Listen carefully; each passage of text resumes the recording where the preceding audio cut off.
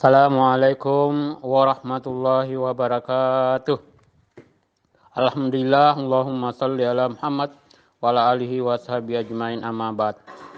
Ibu-ibu, bapak-bapak, saudara-saudari, anggota WA Grup Sadar 1441 yang juga sekaligus mubaligat Muhammadiyah Setengah, peserta upgrading mubaligat Muhammadiyah. Alhamdulillah kembali pada hari ini Sabtu 18 Sya'ban 1441 Hijriah 11 April 2020 Miladiah. Kita kembali lanjutkan materi upgrading kita, masih Manhaj Tarjih Muhammadiyah. Hari ini sesi yang kelima. Dengan pemateri masih tetap Ustaz Muhammad Syaltut Abdullah SSY SH. Kepada beliau, fal ya tafadhal. Bismillahirrahmanirrahim. Pokok keenam Manhaj Tarjih Muhammadiyah adalah tidak menolak ijma' sahabat sebagai dasar suatu keputusan. Sesungguhnya Muhammadiyah membutuhkan sesuatu yang meyakinkan. Para ulama menyepakati bahwa sesuatu yang tidak diragukan sedikit pun itu adalah Al-Quran dan As-Sunnah. Dan memang inilah yang menjadi bimbingan Rasulullah SAW dalam hadis dua pusaka yang menjadi rujukan daripada umat Islam. Namun kemudian setelah Rasulullah SAW wafat, maka para ulama yang merupakan warasatul anbiya, pewaris para nabi, pada realitasnya membutuhkan sesuatu yang bersifat alternatif, yaitu pendapat-pendapat mereka yang kebetulan tersepakati antara satu ulama dengan ulama yang lainnya. Maka kemudian pada perkembangannya ini atau disebut dengan ijma' itu kemudian menjadi satu alternatif baru untuk dijadikan sebagai landasan berikutnya daripada sumber hukum Islam yang sebagai pendamping daripada dua sumber pokok.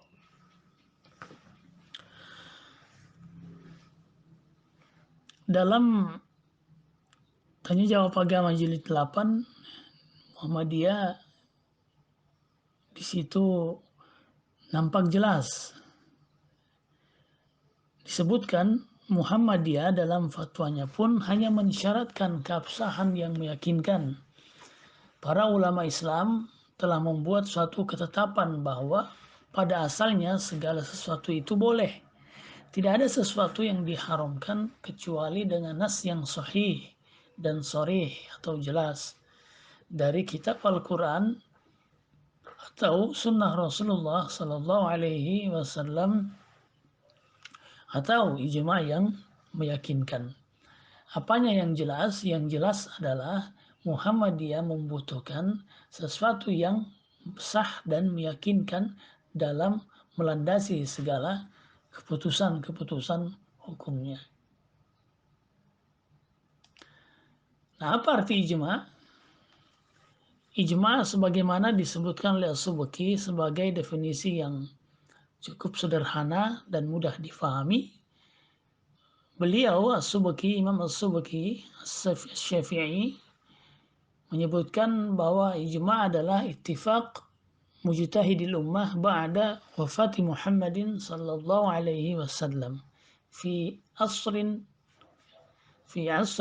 ala ayyi amrin kana, yaitu bersepakatnya para mujtahid umat ini sesudah wafatnya Rasulullah sallallahu alaihi wasallam dalam suatu masa terkait dengan permasalahan apa saja. Ini sebagaimana dikutip dalam kitab Al-Ghais Al-Hami karya Waliuddin Al-Iraqi. Ijma ini pada kesepakatan ya para ulama dalam kitab-kitab mereka dibagi menjadi dua, yaitu ijma sukuti ataupun ijma sharih, atau dengan istilah lain ijma qauli. Selanjutnya, apa saja contoh-contoh ijma sahabat? Di antaranya nomor satu adalah penundaan penyelenggaraan jenazah Rasulullah Sallallahu Alaihi Wasallam. Ini merupakan contoh ijma daripada sahabat. Kemudian kedua,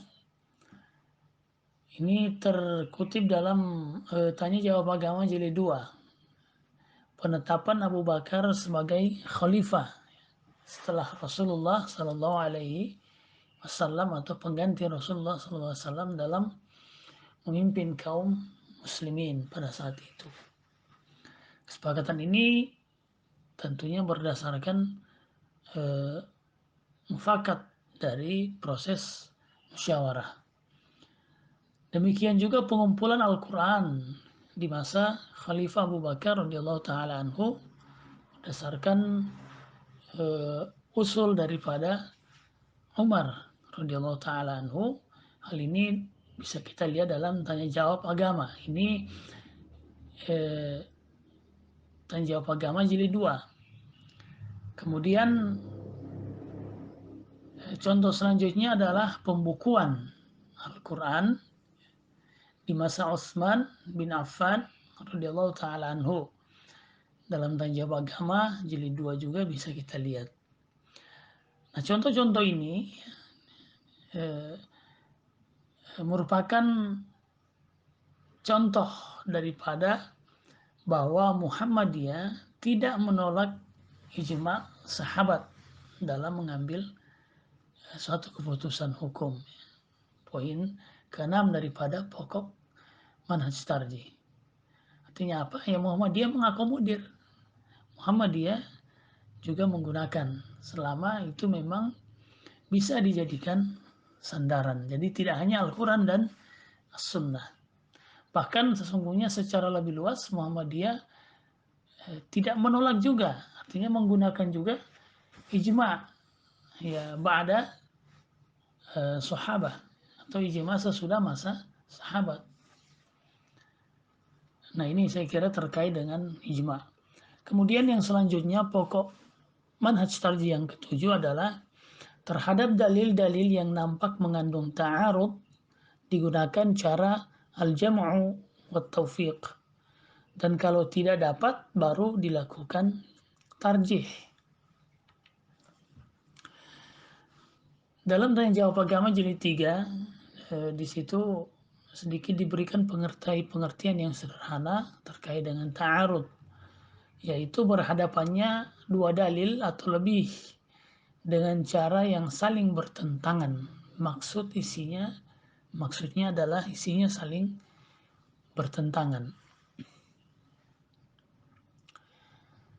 Adapun syarat terjadinya ta'arud sebagaimana dalam buku yang sama, antara lain ya disebutkan ada 5. Pertama, adanya dua dalil atau lebih. Kedua, sama martabatnya antara dua dalil tersebut. Artinya sama-sama diterima. Kemudian ketiga, mengandung isi ketentuan yang berbeda. Yang satu mengatakan A misalnya, yang dua mengatakan B, padahal temanya sama. Kemudian 4, berkenaan dengan masalah yang sama. Dan yang kelima adalah menghendaki hukum yang sama dalam satu waktu. Nah, ini syarat-syarat terjadinya ta'arud. Nah, ketika terjadi ta'arud al-adillah, ya, maka diputuskan dengan urutan cara-cara. Antara lain yang pertama, jalan yang ditempuh adalah al-jam'u wa taufiq, yakni sikap menerima semua dalil yang walaupun zahirnya ta'arud, bertentangan, sedangkan pada dataran pelaksanaan diberi kebebasan untuk memilihnya atau takhir. Kemudian ketika kita tidak bisa menempuh jalan al-jam'u wa taufiq atau kompromi, maka metode berikutnya adalah melakukan at-tarjih, yakni memilih dalil yang lebih kuat untuk diamalkan dan meninggalkan yang lemah. Lalu kemudian ketika tarjih juga tidak bisa kita tempuh, maka kita masuk metode yang selanjutnya, yaitu an-nasakh, yakni mengamalkan dalil yang munculnya lebih akhir. Artinya apa? Diyakini bahwa dalil yang terakhir itu menghapus, meniadakan dalil yang sebelumnya. Lalu kemudian ketika nasakh juga tidak bisa kita tempuh, maka yang terakhir adalah at-tawaqquf, yakni menghentikan penelitian terhadap dalil yang dipakai dengan cara mencari dalil yang baru. Ini butuh proses tentunya.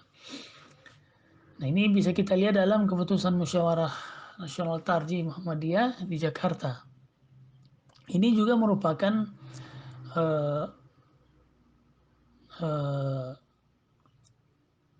kesepakatan para ulama.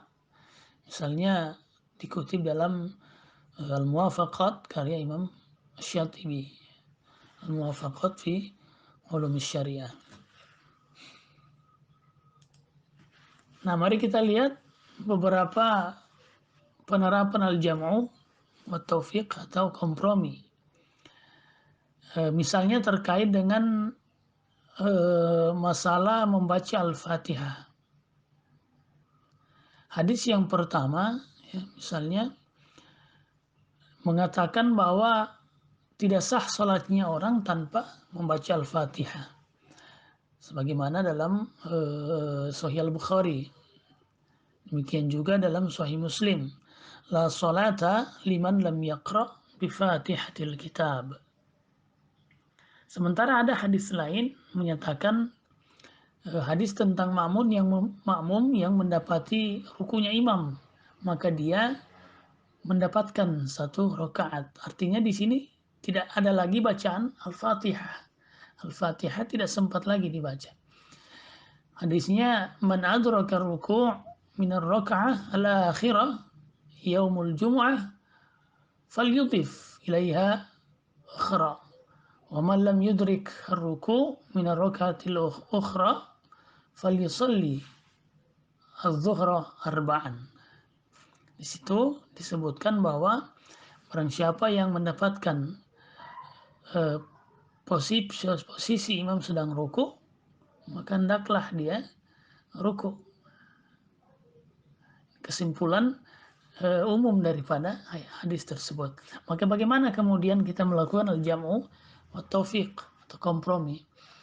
Dalam tanya jawab agama jilid 1 bisa kita tilik, disebutkan bahwa hadis yang menyatakan tidak sah salat tanpa Fatihah berlaku bagi semua salat, dan hadis mengenai makmum yang menjumpai ruku'nya imam kemudian dia langsung mengikuti ruku', artinya gugur kewajiban membaca Al-Fatihah, itu berlaku, ya, atau itu merupakan takhsis atau kekhususan pelaksanaan sebagai bentuk taisir.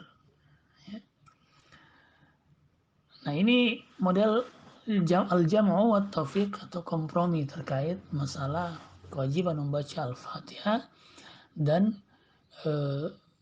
kebolehan, ya,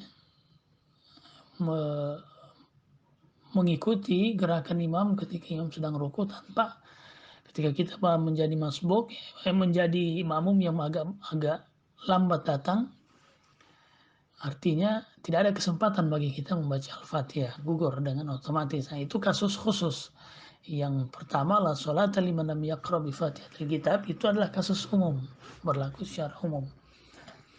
Baik, contoh lain misalnya terkait dengan sifat mengangkat tangan atau takbiratul ihram. Dalam satu hadis, ya, hadis Sahih Ibnu Umar misalnya, sebagaimana diriwayatkan oleh Imam Al-Bukhari.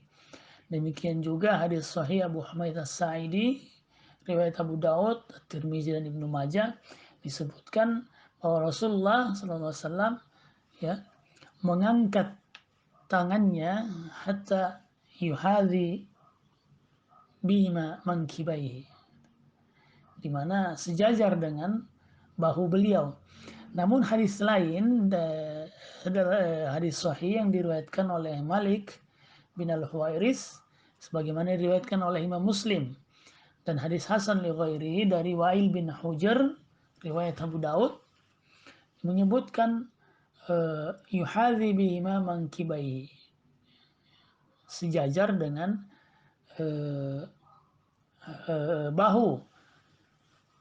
Namun ya, ada keterangan lanjutan bahwa jari-jari beliau, ibu jari beliau di antara dalam redaksi lain itu sejajar dengan ya hadzata uzunaihi, ya, yuhadhi uzunaihi, di mana kemudian jari-jari beliau atau ibu jari beliau ya itu sejajar dengan daun telinga. Yang satu menunjukkan hanya sebatas bahu, yang satunya menunjukkan sebatas bahu dan jari-jari sebatas sampai pada telinga. Maka dalam hal ini kita melakukan al-jam'u, al-jam'u wa taufiq. Bagaimana al-jam'u wa taufiqnya? Kita pahami, kita kembalikan kepada makna daripada tangan.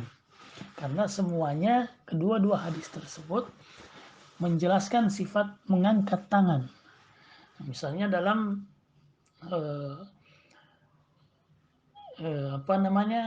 dalam Qomus ya, Lisanul Arab, Ibnu Manzur menjelaskan bahwa mengutip pendapat Abu Ishaq, seorang pakar bahasa, bahwa yang dimaksud dengan tangan itu adalah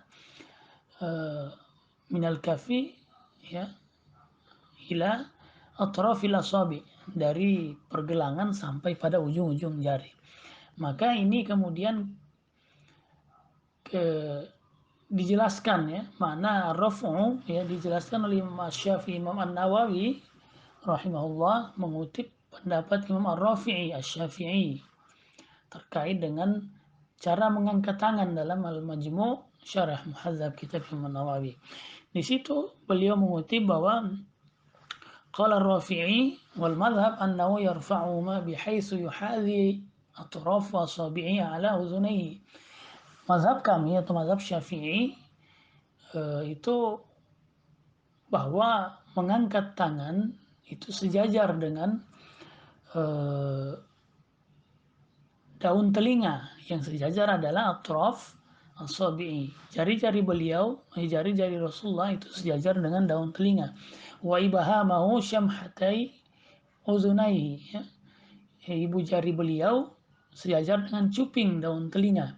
Warohatahu mangkibai, sementara pergelangannya adalah sejajar dengan bahu. Jadi yang sejajar bahu itu adalah pergelangan, sementara jari-jari itu naik ke atas sehingga sejajar dengan daun telinga. Wa hadza ma'na qauli Syafi'i wal ashab rahimallah, yarfa'uhuma hazwa mankibai. Inilah yang dimaksud Imam Syafi'i dan para ashab, murid-murid Syafi'i, sahabat-sahabat Syafi'i serta murid-murid beliau, terkait hadis sabda Rasulullah yarfa'uhuma hazwa mankibai. Maka kita mengkompromikan. Selanjutnya pokok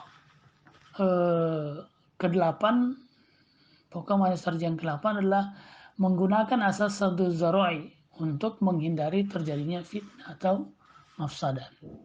Saddu zara'i dalam tanya jawab agama jilid 5 disebutkan ialah menyumbat jalan atau sarana yang mengarah kepada ketidakbaikan atau kerusakan.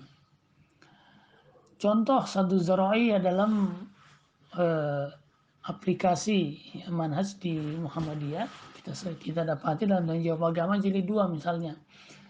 Haramnya pernikahan wanita kitabiyah dengan laki-laki muslim. Umat Yahudi dan Nasrani sekarang masih termasuk ahli kitab, sehingga makanannya yang halal bagi umat Islam halal pula. Tetapi wanita kitabiah sekarang berdasarkan pertimbangan untuk menghindarkan kemudaratan, ya, kemudaratan yang mungkin timbul, maka haram dinikahi oleh laki-laki muslim. Demikian juga misalnya dalam Tanya Jawab Agama Jilid 3 kita temukan disebutkan dalam praktik pernikahan wanita kitabiah dengan laki-laki muslim banyak membawa kemudaratan, dan atas dasar saddan lizzari'ati, yaitu menutup kemungkinan yang buruk, dan darwal mafasid muqaddamun ala jalbil masalih, menghindari kerusakan harus didahulukan untuk dilaksanakan daripada yang akan mendatangkan kemaslahatan. Maka kemudian pernikahan yang demikian itu juga dilarang. Contoh lain penerapan sadduz zari'ah, misalnya rumah makan harus ditutup, tidak berjualan pada siang hari bulan Ramadan. Bisa kita lihat dalam Tanya Jawab Agama jilid 5. Kemudian larangan mendirikan masjid di atas kuburan. Ini agar terhindar dari perselisihan hadis, mengambil jalan yang aman. Demikian juga akan terjadinya ada penyembahan dan pengkultus individuan dan sebagainya lah. Ini dalam jilid 6 Tanya Jawab Agama. Kemudian talak di luar sidang pengadilan dilarang dan dinyatakan tidak sah. Ini dalam jilid 8. Ini saddan lizari agar orang tidak memudah-mudahkan, menutup kemudaratan, ya, menutup pintu kerusakan, karena orang akan memudah-mudahkan nanti proses talak itu atau perceraian. Ini juga contoh daripada istihsan. Jadi termuat dua sumber hukum para tekstual di sini, istihsan dan sadduz zari'ah, terkait dengan masalah yang terakhir ini, yaitu perceraian. Wallahu alam bisawab.